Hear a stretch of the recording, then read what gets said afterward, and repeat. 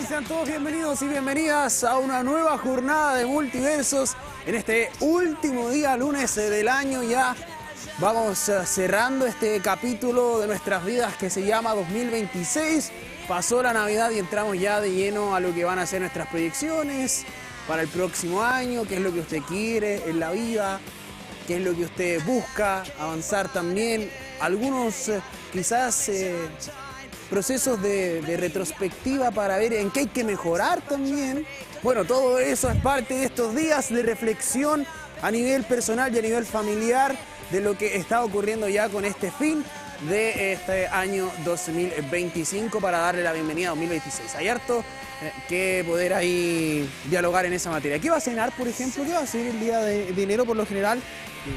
Se está priorizando Navidad como familiar, Año Nuevo está cambiando un poco porque de hecho muy poco evento va a ocurrir acá en la región del Biobío en materia municipal. Priorizaron eventos navideños familiares a eventos masivos de celebración de Año Nuevo, al menos a nivel público, en diversos municipios de acá de la región. Así que bueno, todo eso por un tema económico también y otros factores. Pero al menos el panorama es ese, va a ser más familiar más que en un espacio público. Y ya cambió los regalos, ¿o no? Fue a hacer el cambio este fin de semana.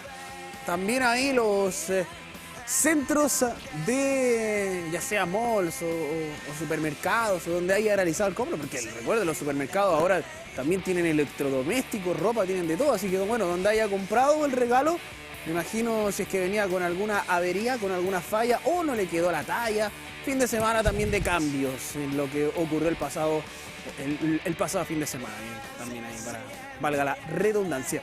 Vamos a revisar rápidamente la contingencia en nuestro portal web tvu.cl que nos muestra lo siguiente. Mire, iniciando, bueno, estábamos conversando también acerca de lo que significa fin de año y en particular fin de año, altas temperaturas. Y ya lamentablemente está grave la situación con los incendios forestales. Biobío con botón rojo de CONAF está entre las 5 regiones con mayor riesgo de incendios forestales.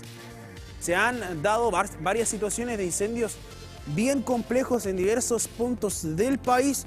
Así que recuerde, hay que prevenir porque estos incendios son provocados por nosotros los seres humanos en un 99,9%. Las distintas opciones para niños en condición del espectro autista que ofrece el Sistema Alternativo en Concepción. Libro muestra por medio de la acuarela el encanto y diversidad de las aves en nuestro país. Biobío es de primeras y marchan los fichajes de Deportes Concepción, Huachipato y la UDEC de cara al 2026. 700.000 kilos reciclados y más. Fiscalización los avances ambientales de Chihuayante 2025. Parte de lo que muestra nuestro portal, que está dentro también de lo más leído, además de presupuesto 2026, 14 proyectos habitacionales en Biobío están listos para recibir financiamiento. Le invitamos a usted a que pueda revisar tvu.cl para que vaya a conocer el panorama de lo que está ocurriendo ahora, actualmente y también el pasado fin de semana a través de lo que realiza nuestro equipo de digital que está, pero todo el día ahí, y la noche también. Fin de semana trabajan sin parar para poder usted también tener toda la información a través de los medios de la Universidad de Concepción. Como por ejemplo lo que vamos a ver a continuación. Por supuesto, aprovechar también de saludar a nuestro equipo de Diario Concepción que realiza la misma labor. Investigador de Geofísica UDEC expuso en curso de altimetría satelital en inteligencia artificial para científicos de África. Investigador del Departamento de Geofísica, participó como docente en un curso avanzado que reunió a especialistas y estudiantes de 15 países africanos. Y ahí vemos la imagen también de lo que fue este paso por África. El investigador del Departamento de Geofísica de la Universidad de Concepción, Rodrigo Abarca del Río, participó como docente en un curso internacional de altimetría satelital e inteligencia artificial aplicada a la hidrología satelital, realizado durante el segundo semestre de 2025 en la Universidad de Douala, Camerún. La actividad formativa se desarrolló a lo largo de 2 semanas y reunió a expertos y estudiantes de distintos países de África y el mundo. El curso, enmarcado en la iniciativa Afri High Space, contó con la participación de 12 profesores internacionales provenientes del Centro Nacional de Estudios Especiales de Francia, además de especialistas vinculados a la Agencia Espacial Europea, la NASA, COSPAR, IRD y universidades africanas y europeas. La instancia tuvo como objetivo fortalecer capacidades en hidrología espacial con énfasis en el uso de datos de altimetría satelital y en la incorporación de herramientas de inteligencia artificial para el análisis y modelación hidrológica. En este contexto, Rodrigo Abarca tuvo un rol destacado como docente impartiendo clases teóricas y prácticas sobre inteligencia artificial aplicada a la hidrología satelital, abordando métodos específicos de Machine Learning como el uso de modelos de lenguaje pequeños ejecutados localmente como Llama y Qwen, y modelos de gran escala, entre ellos ChatGPT y DeepSeek, orientado al análisis de datos de sensores remotos. Ahí está entonces un curso que reunió a 50 estudiantes provenientes de 15 países africanos, entre ellos Egipto, Nigeria, Níger, Sudáfrica, Etiopía, Somalia, Mali, Burkina Faso, Ruanda y Kenia, consolidándose como una instancia relevante de formación avanzada y cooperación internacional en ciencias de la Tierra y observación satelital. Ahí está, para que usted también lo pueda revisar, como siempre, en extenso, nota disponible en tvu.cl. Queremos trasladarnos de medio de la Universidad de Concepción. Nos vamos hasta noticias.udec.cl, que en su portal web nos presenta la siguiente noticia, que da cuenta de lo que está ocurriendo también acá dentro de nuestra Universidad de Concepción. UDEC realiza taller práctico sobre potencialidades del orujo de uva en la alimentación de rumiantes. Mire, interesante noticia. Iniciativas que utilizan subproductos de las uvas son trabajadas por expertos de Facultad de Ciencias Veterinarias, Agronomía e Ingeniería Civil Agrícola de la Universidad de Concepción. De residuo a recurso en tiempo de cambio climático, valorización del orujo de uva en la ganadería. Se denomina a la investigación que lidera el académico del Departamento de Ciencia Animal de la Facultad de Ciencias Veterinarias de la Universidad de Concepción, doctor Jorge Ávila Stagno, que gracias a los recursos del proyecto Corfo Bienes Públicos está avanzando en la transformación del orujo de uva, residuo generado por la industria vitivinícola, en suplementos funcionales para la alimentación animal. En este contexto en que es que recientemente se realizó un taller práctico de difusión sobre potencialidad de este subproducto en la industria agroalimentaria. Nosotros estamos evaluando el orujo de uva para transformarlo en recurso útil para ser incorporado en dietas y estrategias de alimentación de rumiantes. Esto porque el orujo de uva, al tener polifenoles, se modifica los procesos digestivos de los animales, reduce las emisiones de metano, reduce la eliminación de amoníaco, mejora los perfiles de ácidos grasos en los productos finales, haciéndolos más saludables para el consumidor, y también mejora el bienestar animal. Esos experimentos son los que estamos mostrando hoy. Aún no tenemos los resultados definitivos, solo resultados preliminares, pero el 2026 es lo que presentaremos a representantes del mundo vitivinícola y ganadería. Ahí vemos también parte de lo que ha sido el proyecto, que proviene desde la Facultad de Veterinaria de la Universidad de Concepción.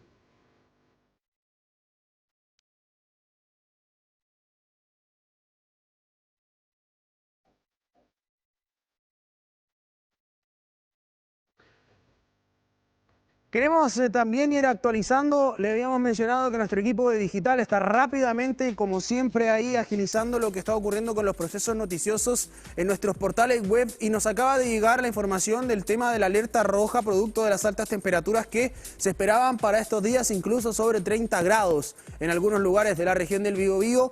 Tenemos actualización sobre aquello, vamos a estar en breve dando los detalles. Nuestro equipo digital ya está en aquello y apenas tengamos novedades lo vamos a estar actualizando. Queremos continuar, eso sí, con las noticias que vienen desde el mundo de los medios de la Universidad de Concepción. Antes sí, si es que tenía dudas, los rumiantes, por ejemplo, son mamíferos herbívoros conocidos por el proceso digestivo que incluye la rumia, acto de regurgitar el alimento para masticarlo nuevamente. Ahí está, por ejemplo, las vacas. Bueno, ahí hay un ejemplo. Por eso, rumiantes. Para quienes tenían dudas, yo también tenía alguna duda, ¿qué es lo que hago cuando tengo dudas? Bueno, tenemos nuestro dispositivo móvil aquí, aprovechar rápidamente de buscar. Eso es lo que tiene que hacer, ejercicio. Cuando usted vea alguna frase que no conozca en alguna noticia, vaya a buscarlo ahí, si está. Para eso está Google también, para aportarnos ahí a nuestro conocimiento.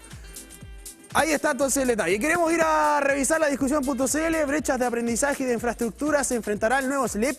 Hartos detalles con el tema de los SLEP, Mucho, al menos que ha ocurrido acá en la implementación de los servicios locales de educación pública que han ido, recordar, de forma paulatina, se han ido instaurando en diversos lugares. Desde noviembre, el Servicio Local de Educación Pública Valle de Iquillín se encuentra funcionando en 4 pisos del edificio Los Héroes tras dejar las dependencias del Liceo Marta Brunet en Chillán. Son 122 funcionarios administrativos que se encuentran ultimando los detalles a 6 días de comenzar la administración de los 131 establecimientos de educación en Chillán, Chillán Viejo, Pemuco, Bulnes, Yungay y San Ignacio, a excepción de El Carmen, cuya municipalidad decidió continuar siendo sostenedor. Ahí está, ¿ve? Recuerdo lo que le había dicho al principio, ¿cierto? Los servicios locales de educación pública se han ido instaurando de a poquito. El 2 de enero marca el hito histórico de este nuevo servicio a través de la firma del convenio con el Mineduc por la subvención escolar que autorizará el inicio de su nueva administración. Todo esto producto de lo que ha sido también la modificación a la educación municipal en particular. Y de ahí llegan estos servicios locales de educación pública. Durante el proceso de traspaso, el servicio confirmó que logró cumplir con el 100% de las metas, plazos y a plazos establecidos, entre ellos la adquisición de datos sobre dotación docente y sistema de remuneraciones. En este momento hay 26 servicios locales en pleno régimen. En enero nos traspasamos 10 y vamos a hacer 36. Con eso la matrícula pública más del 50% ya queda en manos de los servicios locales. Todos los funcionarios, profesores y asistentes de la educación con contrato vigente al 31 de diciembre pasan al SLEP. Serán 4.170 funcionarios. El periodo de transición permitió tener un diagnóstico claro de la realidad educacional en los jardines infantiles, escuelas y liceos del territorio. 6 de cada 10 estudiantes no están en el nivel de aprendizaje que debiera según el curso, de acuerdo a la información del CIMSE.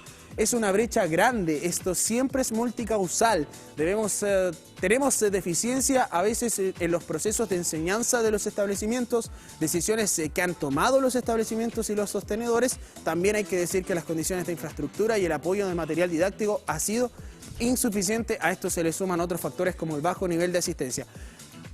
Usted ha visto, por ejemplo, vamos a dar uno de los ejemplos cercanos, que es uno de los que actualmente está en desarrollo, pero el Colegio Brasil está teniendo un cambio en su infraestructura, algo que ya ha ocurrido en otros colegios también y que ha sido un proceso de inversión paulatina y que ha sucedido en diversas regiones del país, no solo acá, justamente para proyectar este tema. Ahora, han habido ciertos detalles, eso sí, que hay que mencionar también de lo que ha sido este traspaso, como por ejemplo lo que ha ocurrido en San Pedro de la Paz.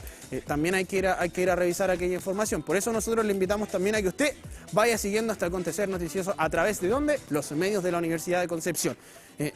Parte también de lo que queremos invitarle a revisar en esta jornada de día lunes tiene relación con una noticia que ha venido ya desde el pasado 6 de diciembre, que hemos tratado también de darle seguimiento y que tiene que ver con el puente Juan Pablo II. Estuvimos ayer en la mañana bien temprano, a eso de las 9 de la mañana, 9:10 de la mañana, estábamos instalados en la avenida Pedro Aguirre Cerda, justo ahí donde está los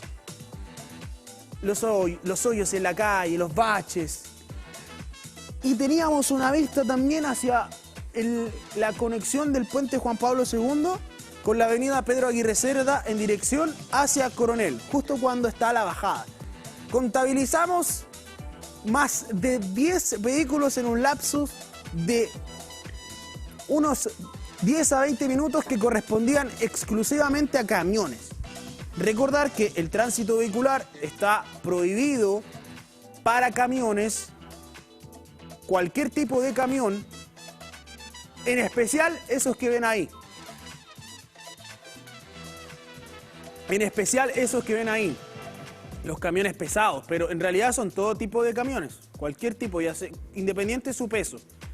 Ya se han retirado varios vehículos de circulación, se han hecho procesos de fiscalizaciones, se realizó obviamente también una obra para mitigar el paso de los vehículos de carga y además también para los vehículos particulares, pero la verdad es que no ha servido de solución. Esta situación ha continuado.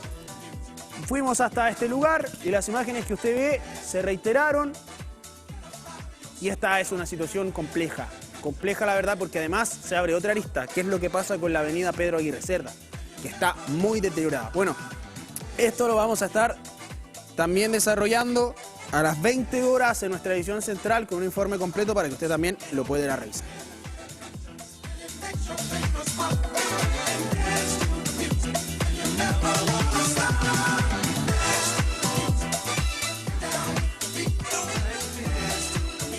Fin de año, comenzamos a proyectar lo que va a ocurrir en 2026 y se viene también en materia política un año que vamos a estar analizando y que al menos está dejando por ahora harto que analizar y para aquello estamos con Joan Ramos, académico del Departamento de Administración Pública y Ciencias Políticas de nuestra Universidad de Concepción. ¿Qué tal, Joan? ¿Cómo estás? Muy bien, buenas tardes, muchas gracias. Bueno, la noticia en lo político ha estado en estos últimos días centrado ya en cómo va a armar José Antonio Kast su gabinete.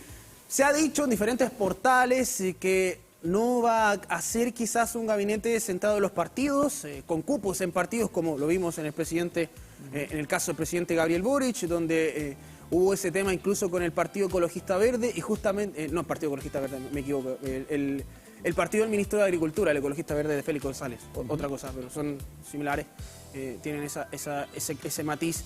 Pero hubo este tema de los partidos, tuvo el conflicto con el partido del presidente Gabriel Boric, sale el ministro de Agricultura Esteban Valenzuela, sea por eso o no, pero justo fue en el momento. ¿Por qué mencionamos esto? Por la situación en particular de lo que significó ese tema. Un gobierno en una coalición donde habían algunos puestos que estaban designados por la coalición, pero al parecer este no sería el caso de José Antonio Kast. No, bueno, lo que comentas del colega Valenzuela, porque colega de acá de nuestra casa de estudios, respondía más a una cuestión política que a su desempeño, obviamente no era una cuestión personal. Lo que pasa es que José Antonio Kast no fue unido en un bloque a las elecciones, eso es importante, porque en ese sentido no hay un cupo que él deba necesariamente cubrir de determinados ministerios. Ahora bien... Federación Regionalista Verde, social, ahí sí. Yo sabía que eran regionalistas ecologistas. Iba a decir Regionalista Verde, pero Ecologista Verde es bastante similar. Claro, sí. Federación Regionalista Verde, social, esa era Federal. Se puede confundir. Sí. Claro, decía, en este caso, Kast no se debe, por así decirlo, ni a Matei ni a Kaiser, en un sentido de que no hicieron unas primarias, no fueron unidos. Ahora bien, ahí entra la característica del sistema político chileno. Tenemos por un lado el presidente que va a tener toda la legitimidad para hacer los cambios que quiera, pero tiene un Congreso y se debe al Congreso. Habíamos conversado en otros casos qué va a pasar con el PDG, qué va a pasar con esos diputados y diputadas que van a apoyar al oficialismo, van a apoyar a quienes ahora van a estar en la oposición. Esa parte de bisagra que tiene el PDG, en parte también la podrían tener los partidos a los que representan Kaiser y Matei, salvo que José Antonio Kast incluya a ciertas personas en su gobierno de manera que sea difícil oponerse a las medidas que proponga. Habrá que verlo. Yo creo que personalmente tendrá que incluir a personas de esas candidaturas, a personas tanto de esa derecha un poquito más centrada de Matei y esa derecha un poquito más extrema de Kaiser, porque si no se va a encontrar con una enorme dificultad para gobernar. Una cosa es tener la presidencia del gobierno, tener el gobierno, pero si no puedes aprobar leyes, es decir, normas con rango de ley, y en Chile eso está muy diferenciado entre el Congreso y el gobierno, la gobernabilidad baja. Yo creo que ahí va a estar también la estrategia de la izquierda, tratar de convencer a parte de la bancada de ponerle límites. Es lo que hicieron con el gobierno de Boris, también muchas de las normas no salieron, la norma de seguridad, la norma que se llamó la ley Naín Retamal, por ejemplo, salió adelante sin el sí explícito, digamos, del oficialismo. No le gustaba esa norma. Pero el Congreso es quien representa la soberanía en primera instancia. Por lo tanto, yo creo que Kast va a tener que moverse hacia la derecha un poquito con Kaiser y va a tener que recoger también va a tener que poner en puestos determinados del ministerio a personas específicas que le van a exigir desde las candidaturas de Matei y de Kaiser. Y recordar que en ese momento también, cuando surge la ley Naín Retamal, por todo lo que viene, obviamente, por todos los hechos que sucedieron también, se realiza un proceso de fast track legislativo en seguridad, donde ese proceso de fast track legislativo finalmente también, a pesar de que buscaba apurar normativas, generó estos temas, que era el debate más rápido, cómo lo hacemos para poder sacar esta normativa, y hubo que ceder mucho, hubo que ceder desde todas las perspectivas también para lograr generar el acuerdo. Y ese es el tema, cómo se va a lograr también el acuerdo, considerando cuáles son también las proyecciones que tiene el gabinete, en este caso los ministerios, cuáles van a ser sus posturas,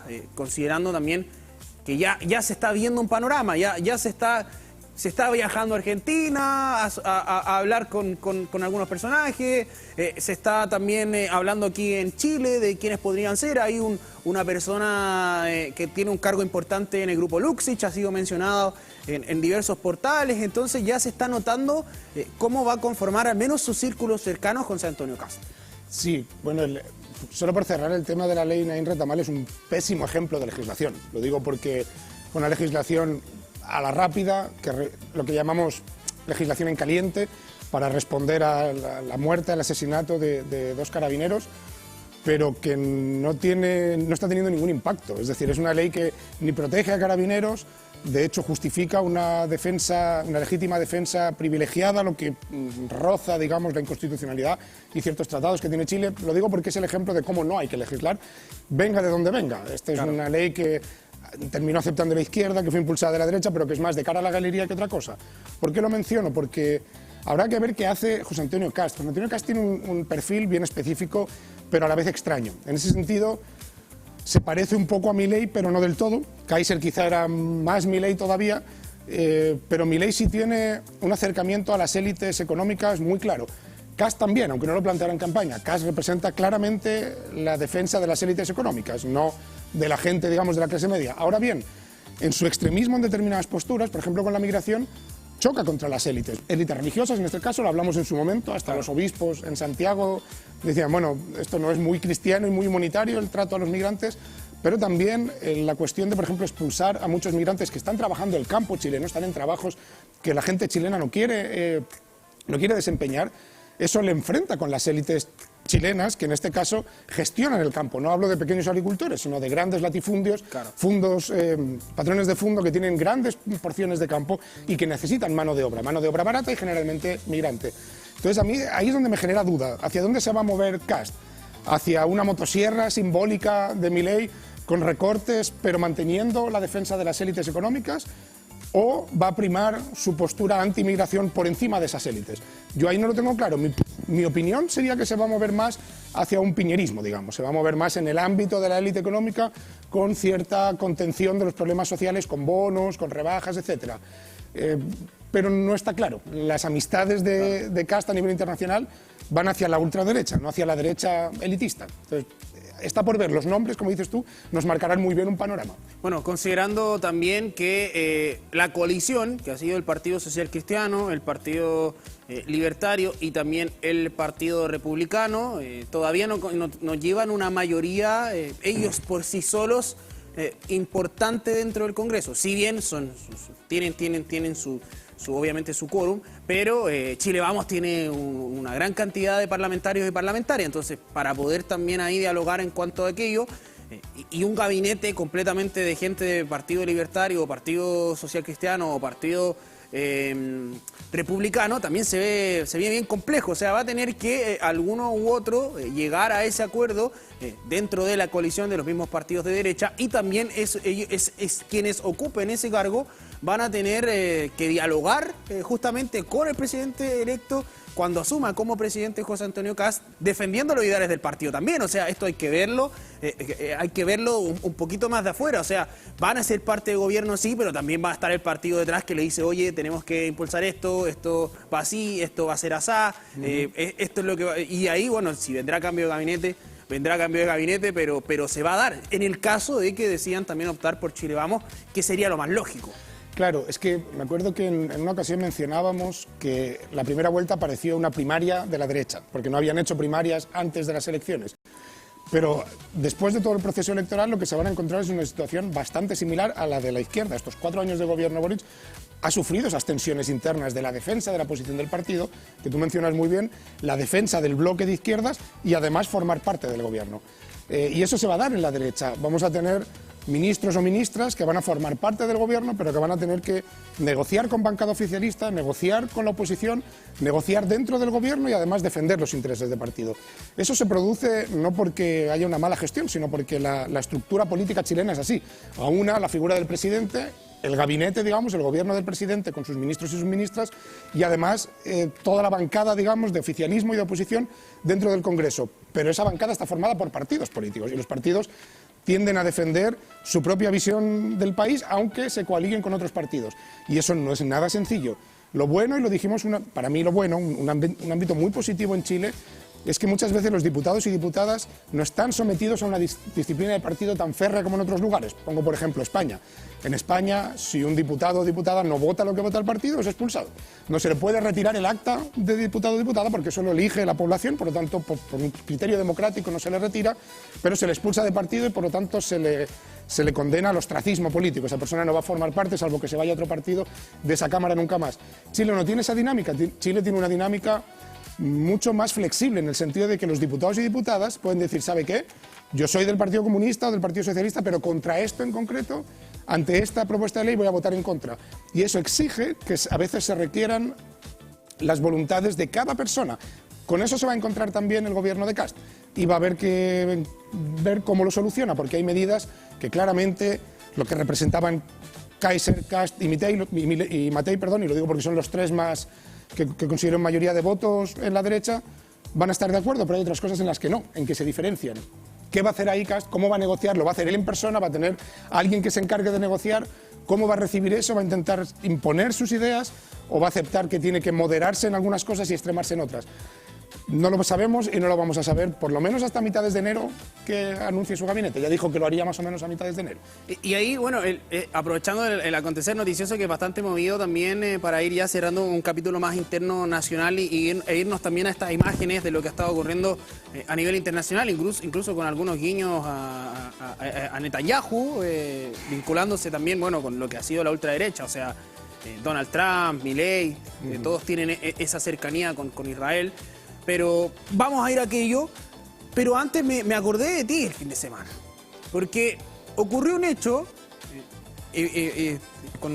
bien público, que salió el diputado Lavé en un programa bien fuera de contexto, la verdad ni siquiera sé cuál fue, era como un podcast, como bien farandulero, podríamos decirlo ahí, como de otro estilo, no político, y se mandó una frase, no la voy a repetir, pero se mandó una frase, usted búsquela, y salió Johannes Kaiser a criticar que esa no era la forma del partido, no sé si criticar, pero decir que esa no era lo del partido. Le preguntaron si estaba ebrio, él dijo no estaban ebrios, pero aún así no representa los valores de lo que nosotros... y me llamó la atención, ¿por qué dije? Porque cuando hemos hablado acá, cuando hay una discusión de este tipo, en España tú nos mencionabas y nos decías, se tratan así, pero acá en Chile inmediatamente sale el encargado sale a poner también ahí los puntos sobre la I y decir esto no es como nosotros queremos expresarnos al país. Eso habla un poco y me dijo, oye, qué buen ejemplo, qué gráfico el ejemplo de lo que hemos conversado con Joan. Sí, a mí me sorprende que Kaiser quiera dar lecciones a nadie de expresividad política, ¿no? También. O sea, una persona que lo recordábamos en sus tweets, que decía que, no sé, había un tanto por ciento de mujeres que les gustaba ser violadas. O las mujeres feas que merecían también. Yo repito lo que dijo, esto es tweet textual, no adhiero absolutamente a nada. Estamos haciendo de puros mensajeros, pero creo que es importante decirlo porque es una persona que se llegó a plantear si iba a pasar a segunda vuelta, es decir, una persona que candidataba como presidente del país. Ahora bien, creo que en esto se produce que Kaiser, que representa claramente también a la ultraderecha, se dan cuenta de que una cosa es estar en la oposición subversiva, es decir, somos la alternativa contra el malestar, y otra cosa es tocar poder, estar casi en el gobierno. Ahí hay que moderar. Kaiser jamás hubiera escrito esos tweets como ministro, estoy segurísimo. ¿Por qué? Más que nada porque se hubiera echado encima gran parte de la población y eso le hubiera ido en contra de sus expectativas. Lo hizo en un momento en que él probablemente ni realísticamente planteaba que pudiera competir por la presidencia. En todo caso, en estas situaciones yo siempre digo, bienvenida a la moderación. Ahora bien, me gustaría que fuera más que de modales, también en profundidad. No me sirve que alguien exija modales en televisión si luego vamos a tratar a los migrantes como si fueran delincuentes, por ejemplo. Eso no es coherente, me voy a poner en el nivel de ellos ni siquiera con la doctrina cristiana que afirman defender. Sí, fue un momento bien extraño y también lo analicé así, tras todo lo que está disponible atrás en el archivo, porque recordar que en un momento Johannes Kaiser también tuvo como un capítulo de su vida en el que era youtuber y ahí interactuaba con el chat y hay una cantidad de clips ahí dando vuelta, búsquelos, vaya a verlos, de las sandeces que decía, y lo digo por cómo se refiere, más que nada. Quizás en el fondo ellos tienen un tema detrás o que su ideología y que, bueno, política y todo, perfecto, pero la expresión que utiliza para referirse a otras personas, eso es el detalle. Y ahora justamente viene este nuevo proceso, se manifiesta a la vez con términos muy también de esa misma forma y sale también ahí, bueno, para mencionarlo también, un poco lo que estábamos hablando, conectarlo con lo que habíamos hablado anteriormente también. Queremos proyectar lo que estamos viendo aquí en las imágenes porque en calidad de presidente electo y también producto de lo que se ha dado en otros lugares del planeta, la ultraderecha, los líderes de ultraderecha no es primera vez que se unen porque ellos participan de reuniones internacionales constantemente.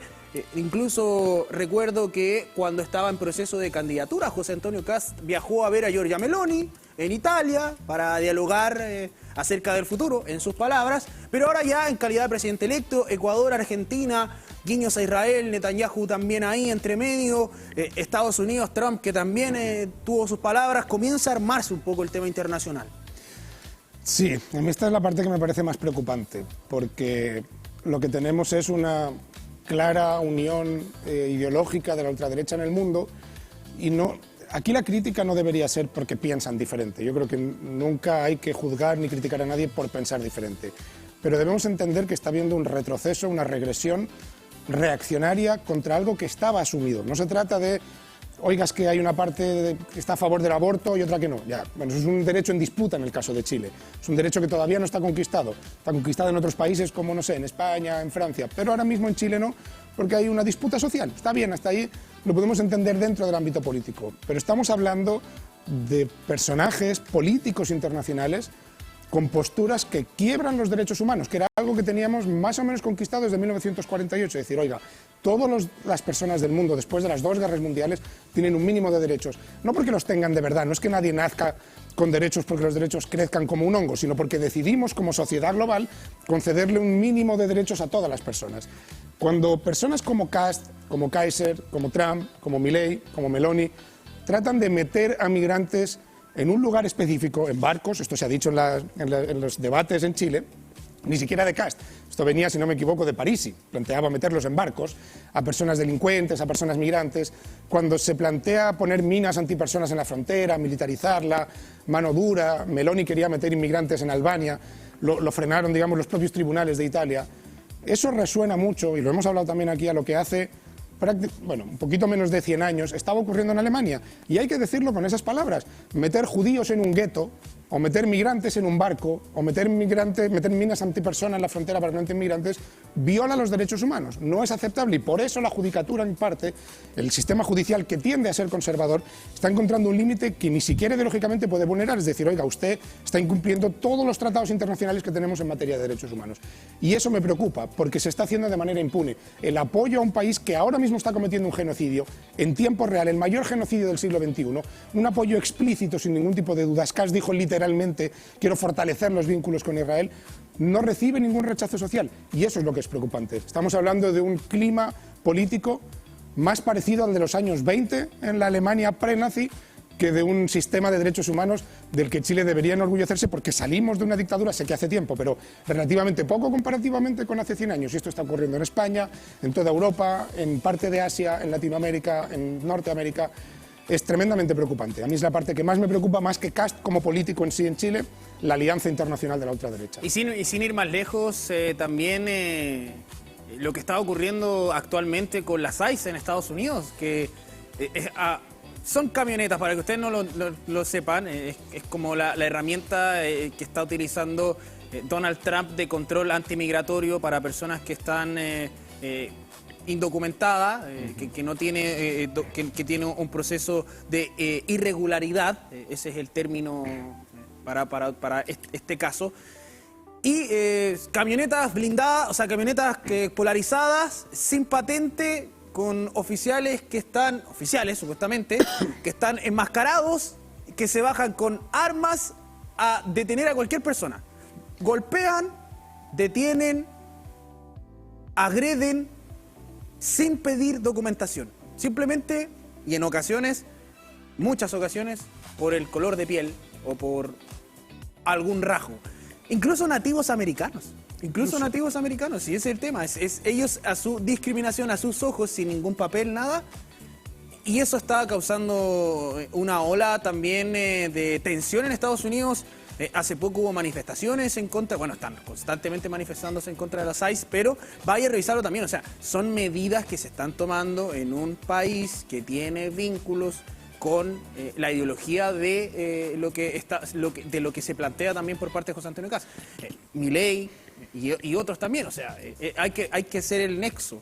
Sí, es que a veces tendemos a pensar que como el nazismo fue como fue, el fascismo de los años 30 en Europa fue como fue, si se repite deberá ser igual.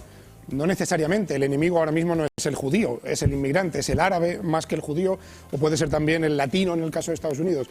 Pero aquí lo importante es el sesgo racial, es el uso de una policía o de una fuerza casi paramilitar, porque tú lo comentas, no hay respeto a los derechos humanos, hay un sesgo racial claro a la hora de identificar personas. Se puede estar deteniendo a una persona que sea de Puerto Rico, y una persona de Puerto Rico que es un estado asociado a Estados Unidos. Y hay muchos estadounidenses que no saben que Puerto Rico está en Estados Unidos. O un hondureño, pero que lleve 20 años en Estados Unidos, que tenga la green card y que por lo tanto sea tan estadounidense como cualquier otro, ¿no? Claro. Entonces, y eso ocurría en la Alemania nazi, daba igual si eres alemán o no, lo que eras es judío.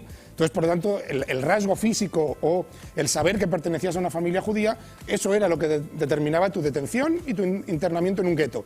Aquí lo cambiamos por alguien un poco más oscuro, o quizá de otra religión, o alguien sospechoso, y lo metemos en un centro de internamiento para después expulsarlo.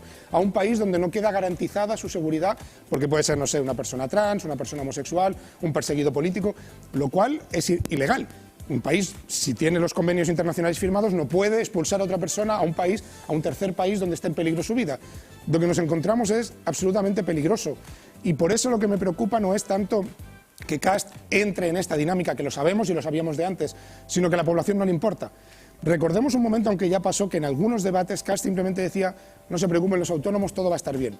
¿Cómo puede una persona ganar unas elecciones diciendo simplemente todo va a estar bien, cuando su otra postura, digamos, respecto a migrantes es absolutamente ilegal y antiderechos humanos? Eso me preocupa, que la sociedad tiene una especie de anestesia en la que los derechos humanos han pasado a ser agenda woke, agenda 2030, agenda de la ONU de izquierdas que quiere imponer a Chile. Ese relato lo ha ganado la derecha, lo tiene completamente conquistado, y por lo tanto la izquierda o intenta hacer pedagogía de otra manera o está condenada al fracaso. ¿Quién va a querer votar a la izquierda que trata, como decía la derecha, con amor a los migrantes, cuando vemos que lo que espera la población es hay que tratarlos con dureza? Claro. Yo creo que hay que explicar las cosas de otra manera. Primero, son personas; segundo, aportan al país; tercero, todos tenemos amigos de otros países, por lo tanto entendamos que esas personas que son nuestras amigas también son amigas, el resto son amigas de otras personas, son seres humanos, punto. Yo partiría de esa idea. Y ahí, bueno, hay que mencionarlo también, lo estuvimos conversando en este diálogo para ir cerrando, la realidad acá en Chile es muy distinta a la de otros países. La figura del presidente tiene mucho, obviamente, mucha labor que hacer en particular, y también tiene, obviamente, una figura autoritaria por eso es el presidente, pero hay mucho diálogo que hacer. Acá el sistema institucional, al menos en materia parlamentaria, está vigente, está funcionando, tiene estos matices, obviamente, pero al menos el acuerdo es lo que ha priorizado, al menos desde el retorno a la democracia tras la dictadura. Así que esperemos que se mantenga así, esperemos que el diálogo sea lo que prime, que el acuerdo, y que no empecemos también ahí a ver quizás otro tipo de medidas, como lo mencionaron en algún momento, cómo va a querer llevar a acuerdo quizás. Hay que avanzar por decreto, lo mencionó ahí en un momento la diputada Pamela Giles, lo dijo, nosotros no vamos a permitir eso. Esto es también ahí parte de lo que está ocurriendo, ya que mencionó al Partido Social Cristiano. ¿Cómo lo va a hacer para algunas medidas que quizás son un poco más complejas de lograr ese acuerdo? Eso estará por verse. Ahora, lo importante también es entender que en el contexto político nacional esto funciona. Así que vamos a ir viendo, vamos a ir también conversando acerca de aquello. Ya cuando tengamos el gabinete un poco más claro, vamos a también ahí estar dándole a conocer al menos qué es lo que está ocurriendo en materia política nacional. Joan, queremos agradecerle, muchísimas gracias por estar con nosotros. Muchas gracias a ustedes. Y antes de irnos a la pausa, eso sí, mira, alerta roja en el Biobío, temperaturas podrían superar los 36 grados. Increíble lo que se está viviendo. La verdad, yo creo que si usted hace 20 años atrás le hubiesen dicho, acá vamos a tener un verano como se vive en el Valle Central, en estos sectores, hacia el sur de Chile van a tener temperaturas sobre 35 grados, yo creo que muchas personas hubiesen dicho que no. Pero el avance del cambio climático, el avance del efecto invernadero ha generado en esto. Zonas del litoral, cordillera de la costa, valle y precordillera de la región de Biobío podrían experimentar altas temperaturas durante los próximos días. Alerta roja por calor extremos para todo el territorio regional, reemplazando la actual alerta amarilla vigente hasta ahora. Aquí igual hay que hacer un pequeño inciso porque hay altas temperaturas, pero acá en la costa nosotros tenemos humedad en el ambiente, entonces eso hace que esta brisa que uno siente sea un poco más fresca, pero esto no quiere decir que no haya calor extremo. Lo digo porque lo escuché hoy cuando veníamos para acá, y justamente había unas personas hablando y decían, oye, ¿dónde está el calor extremo si está fresquito el día? Sí, es que está fresquito el día porque acá se siente. Una cosa es cómo usted lo siente y otra cosa es qué es lo que está ocurriendo en el medio ambiente. Está la información, diarioconcepcion.cl, vaya a leerla porque vamos a estar en este periodo de alerta roja por calor extremo. Joan, muchísimas gracias por estar con nosotros. Muchas gracias. Y a ustedes queremos invitarles también a que vayan a revisar nuestras plataformas digitales donde estamos con toda nuestra actualización constante. Nos vamos a una pausa y ya regresamos con más de Multiversos.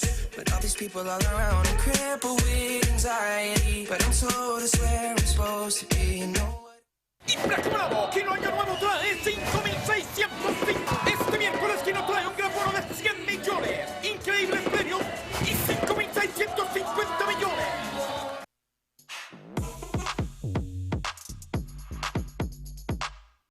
Diario Concepción.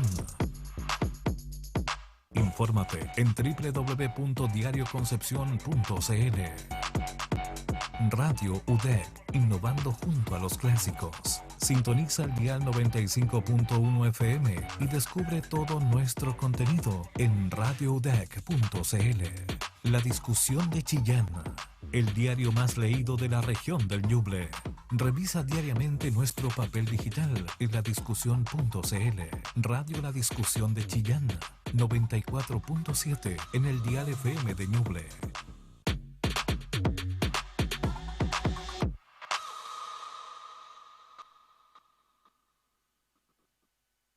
Impresionado, Kino Año Nuevo trae 5.650 millones. En un mundo donde cada conexión define el futuro de una empresa, la velocidad y la estabilidad son las claves del éxito. Hoy Chile se adelanta al mañana con Wi-Fi 7. Una red inalámbrica con capacidad nunca antes vista, más rápida, más estable, más segura. Con Wi-Fi 7 las empresas trabajan sin límites y las familias se conectan con el futuro. Más dispositivos, más velocidad y menos latencia. Una conectividad que impulsa la innovación, acelera los proyectos y fortalece la colaboración. Estamos construyendo desde Chile un nuevo estándar para el mundo. Una revolución digital hecha con pasión, con alma y con visión de futuro. El Wi-Fi 7 no solo es más rápido, es el nuevo lenguaje de la conectividad. Y con Mundo, Chile lidera la transformación tecnológica de la región. Primeros en ofrecer fibra 50 gigas. Mundo, la mejor y más rápida internet de Latinoamérica. Visítanos en tumundo.cl. Impresionado, Kino Año Nuevo trae 5.650 millones.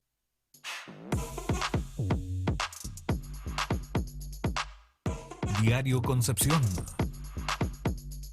Infórmate en www.diarioconcepcion.cl. Radio UDEC, innovando junto a los clásicos. Sintoniza el dial 95.1 FM y descubre todo nuestro contenido en radioudec.cl. La discusión de Chillán, el diario más leído de la región del Ñuble. Revisa diariamente nuestro papel digital en ladiscusión.cl. Radio La Discusión de Chillán, 94.7 en el dial FM de Ñuble.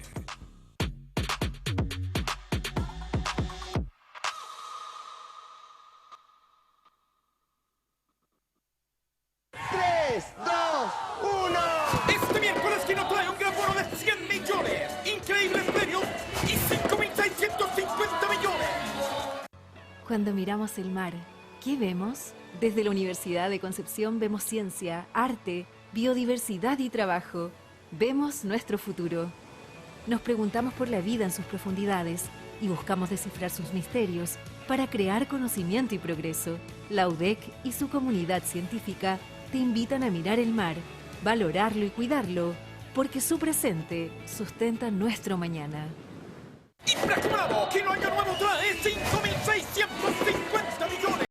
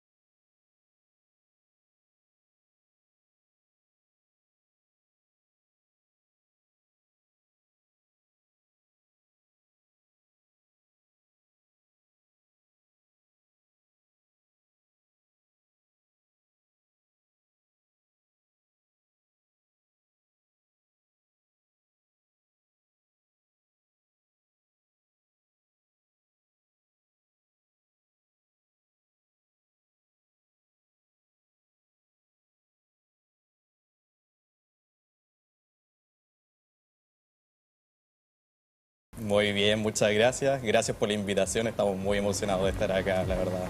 Marcela Paz también la acompaña, estudiante de tesis de Ingeniería en Biotecnología Vegetal. ¿Qué tal? ¿Cómo está? Sí, muy bien. Igual muchas gracias por la invitación. Y la acompaña Matías Saavedra, estudiante de tesis de Ingeniería en Biotecnología Vegetal, también de la Facultad de Ciencias Forestales. ¿Qué tal? ¿Cómo está? Bien, muchas gracias. Estamos muy felices de estar acá. Bueno, primero, coméntenos, chicos, chicas, también cómo nace esta idea, de dónde viene, cómo se reúnen también ustedes, de dónde se conocen y cómo parte este proyecto. Ya, partiré respondiendo la pregunta. Bueno, nosotros nos conocemos porque somos compañeros. Fuimos compañeros durante toda la carrera de pregrado y estábamos en una asignatura que se llama, creo que Taller de Productividad Vegetal, en la cual teníamos que crear una empresa. Entonces, ya teníamos que hacer una idea innovadora para pasar el ramo. Y a la vez estamos teniendo una asignatura de entomología, entonces nos estaban enseñando sobre los insectos y sobre la entomofagia. Ahí da 2 puntos. Y el tercero es que nosotros queríamos también... Oye, cuéntame. Aprovechando, ¿qué es entomofagia? Entomofagia es el consumo de insectos. Perfecto. Claro. Ya, ahí, aclarando conceptos también. Sí, entomofagia, consumo de insectos. Anótelo a su lista. Importantísimo para lo que vamos a estar hablando ahora, ¿cierto? Full ciencia. Full ciencia, ya. Entomofagia, consumo de insectos. Y también el que hacíamos deporte. Entonces ya tenemos que consumir una gran cantidad de proteína y cómo lo hacemos. Y justo se reunieron como estas 3 ideas y salió ya, hagamos un proyecto en la cual creemos alimentos proteicos en base a harina de insecto. Así que de ahí salió la idea y empezamos a practicarla durante la asignatura. Ya. Luego siguieron otras asignaturas relacionadas a la inicial y recuerdo que justo íbamos a hacer un pitch. Estábamos en la última asignatura y íbamos a hacer un pitch. Y hicimos el pitch sobre nuestro proyecto. El profesor la vio y dijo, chiquillos, su proyecto está muy bueno, postúlenlo a un Semilla Mujer Inicia. Y nosotros con los chiquillos fue como, ya, hay que postularlo, porque a nosotros también nos gustaba mucho la idea, ya estábamos enamorados de lo que estábamos haciendo. Entonces, postulamos y quedaba una semana para que cerrara la postulación. Y era la primera vez que nosotros postulábamos algo, entonces igual fue ¿Tuvieron un apoyo? arduo trabajo. Sí, de los profesores, nos ayudaron bastante. Ah, perfecto. Y con las asignaturas igual ya teníamos bastante noción sobre cómo postular un proyecto. Ah, perfecto. Sí, entonces postulamos y nos adjuntamos el proyecto y ahí partió todo ya. Ya no hay vuelta atrás, así como que partimos con eso. ¿Cómo fue ese proceso, Alejandro? Estar ahí en clase, pensar, ya decir, oye, mira, podemos llevarlo por allá, todo esto empieza a hacerse realidad, primer acercamiento a la postulación de un proyecto, se ganan el capital. Sabéis que fue bastante loco, es que fue muy inesperado para los tres porque, claro, como comentaba Marcela, partimos en un ramo, una asignatura que generalmente es pasarlo nomás, o sea, tener una idea buena, que te la validen y pasar el ramo, pero nosotros dijimos, ¿sabéis qué? No queríamos esto, que igual queremos aprovechar, o sea, los conocimientos, queremos aprovechar a nuestros profes, que a todo esto un saludo gigante a Felipe Díaz y a Jorge Sangüesa, profesores muy buenos que nos enseñaron mucho sobre innovación, emprendimiento, entonces fue muy loco para nosotros validar esta idea y materializarla al final. Y ya cuando empezamos a ver todo el proceso que es postular un proyecto de innovación, o sea, nos vimos envueltos en algo que era totalmente nuevo para nosotros. Y la verdad no nos quedó grande, lo pudimos sacar adelante con mucho trabajo, fueron hartas horas, incluso noches que nos quedábamos viendo cómo desarrollar esta pregunta del formulario, eran hartas páginas en el Sevilla Inicia. Y las cosas que no sabíamos porque había un lenguaje igual bastante más técnico, claro. Pero siempre contamos con ayuda. Siempre nos ayudaron nuestros profesores, nuestro profesor Daniel también. Y siempre no estuvimos relativamente solos en el desarrollo de este formulario. Estuvimos bastante acompañados de poder sacarlo adelante. Y bueno, igual todos nuestros familiares, amigos, compañeros nos apoyaron mucho. La idea estaba muy buena. Y ahora que se está volviendo una realidad absoluta, están todos fascinados, incluyendo nosotros. Entonces, fue una evolución súper grande de estar en un ramo a hacernos virales por Mega Noticias, ahora en TVU, ¿cachai?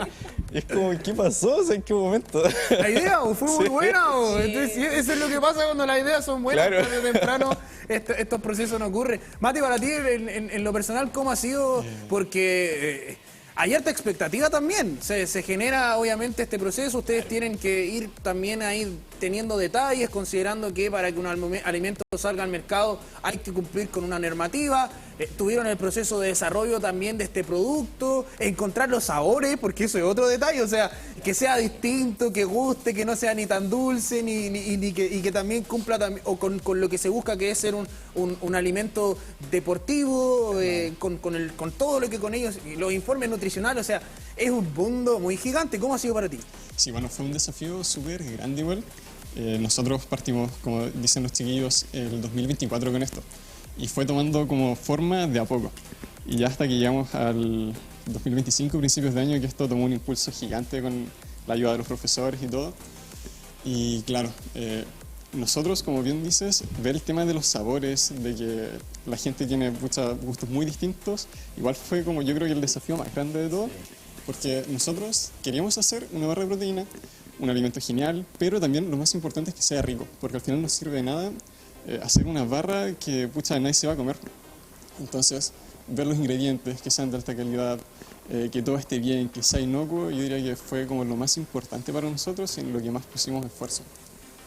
Oye, ¿y ustedes tuvieron que seleccionar larvas manuales o no? Sí, 100.000 o no? Trabajo. 100.000 larvas. Sí. No, pero de una a una, con pinza ahí. Literal con pinza. Literal, con pinza. Sí. Oye, ¿cómo ve usted eso? Todo el día, era desde no sé, llegamos. Oye, tengo que estudiar, no puedo. Tipo 9 de la mañana, tengo que hasta que nos encontrar cerraban la facultad. Y claro, o sea, ese es el otro punto, como alumnos de pregrado, claro, con la tesis, en un punto estábamos con la práctica y el proyecto, y nuestra vida personal, entonces era una locura. Había que decidir por una.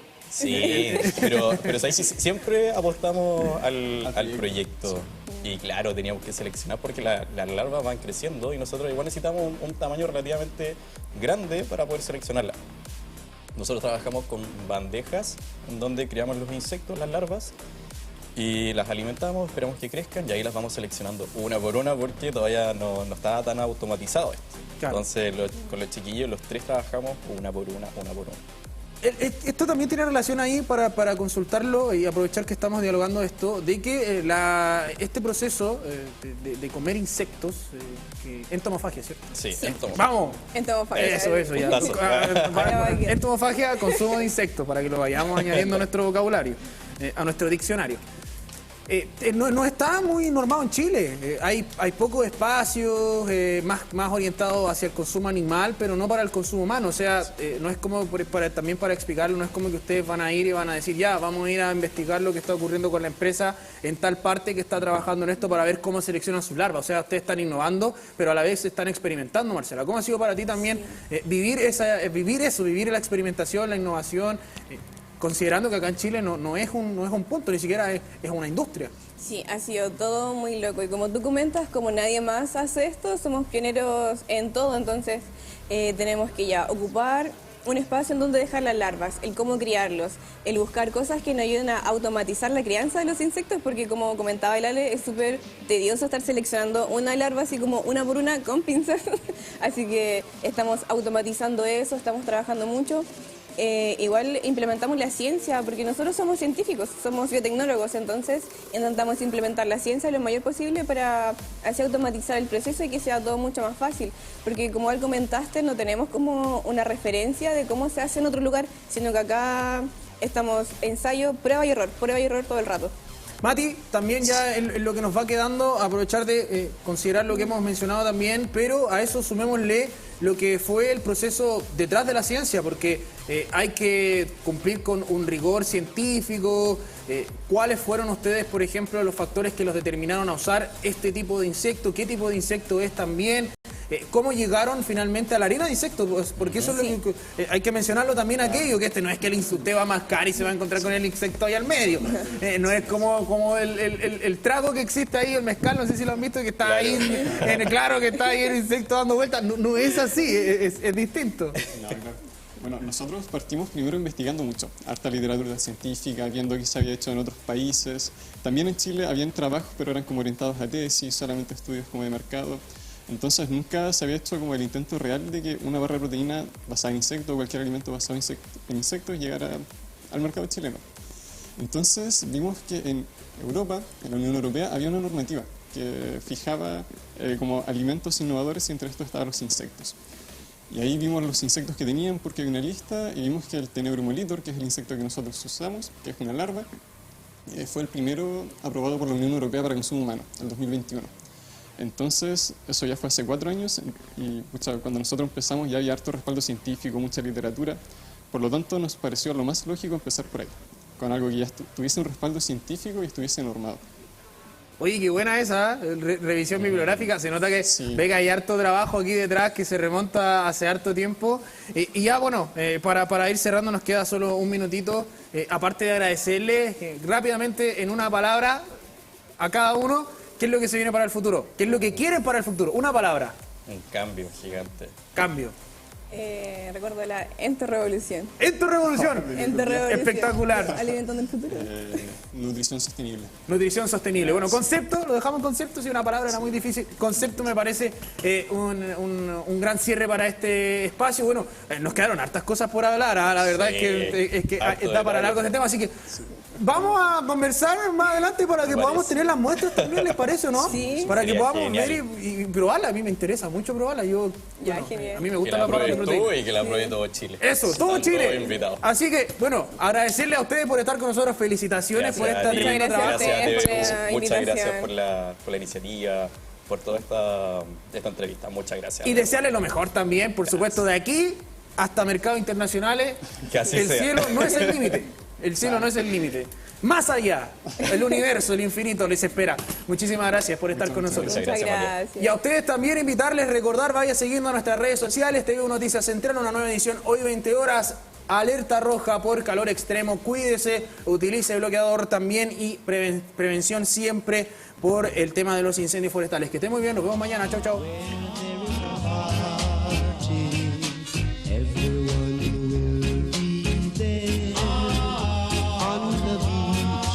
Where We